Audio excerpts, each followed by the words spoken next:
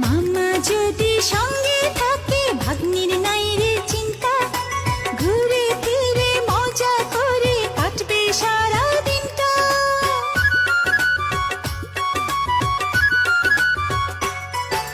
ভাগ্নি যদি বায়না ধরে যাব চাঁদের দেশে, মামার কাঁধে চড়ে ঠিকই যাবে ভেসে ভেসে।